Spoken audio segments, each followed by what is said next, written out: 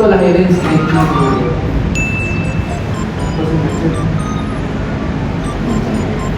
Siapa sih yang ngajar kalian?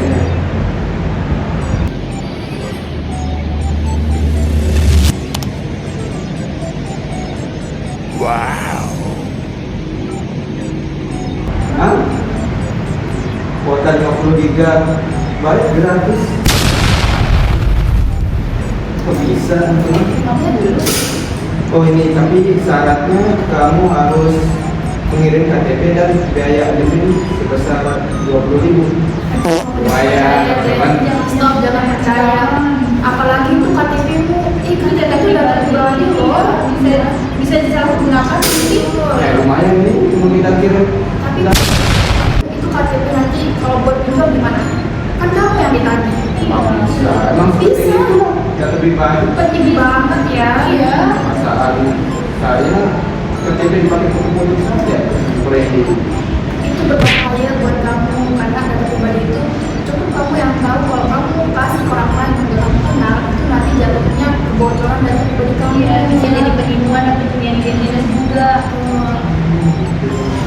Emang data pribadi itu apa sih? Seperti apa sih? Apa itu privasi dan data pribadi?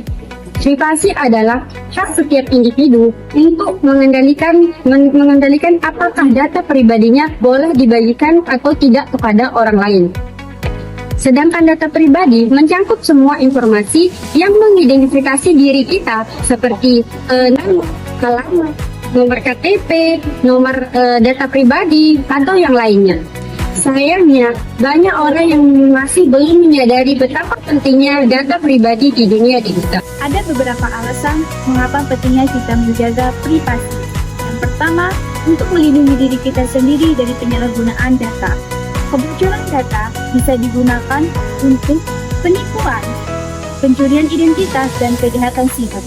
Yang kedua, menjaga hak asasi individu. Privasi adalah martabat manusia dan hak untuk kita lindungi dan kita hormati. Yang ketiga, menjaga privasi bisa mencegah dampak sosial dan ekonomi, karena data yang bocor bisa menyebabkan kerugian finansial dan hilangnya kepercayaan. Terakhir, yaitu untuk memenuhi kewajiban hukum, yang dimana pada saat ini banyak sekali regulasi yang mengatur perlindungan data pribadi, termasuk di Indonesia. Namun, menjaga privasi bukan hanya soal aturan hukum saja. Lebih dari itu, ini adalah tanggung jawab moral kita. Kita sebagai pengguna teknologi mempunyai kewajiban untuk bertindak secara bijak dan menghormati privasi diri kita sendiri maupun orang lain. Tanggung jawab moral berarti kita sadar bahwa setiap tindakan digital yang kita lakukan yaitu memiliki dampak. Nah, ketika memilih untuk mengekspos atau berbagi data, di sana kita juga sedang membuat keputusan etis secara tidak langsung, di mana keputusan itu akan bermanfaat atau justru bisa merugikan orang lain.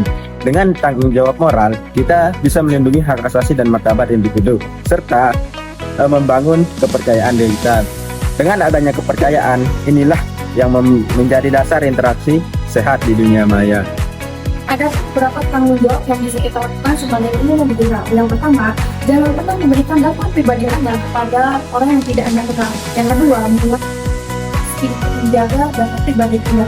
Dan yang ketiga, jangan cepat-cepat menekan tombol seperti harus mengambil setiap kebijakan keseluruhan di dalam dan di dalam akses data tersebut.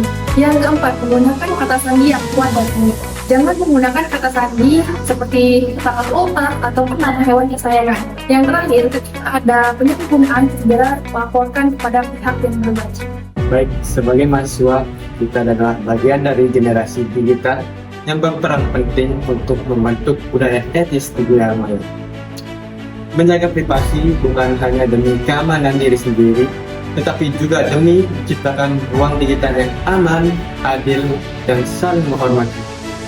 Dengan memahami tanggung jawab moral, kita belajar tidak hanya melek teknologi, tapi juga melek etika. Karena teknologi tanpa moral hanyalah alat. Dan apabila teknologi disandingkan dengan moral, itu adalah bentuk kekuatan untuk membangun dunia digital yang lebih manusiawi. Nah, sekarang kalian udah tahu kan data pribadi dan tanggung jawab kita sebagai pengguna teknologi. Jangan biarkan datamu jadi permainan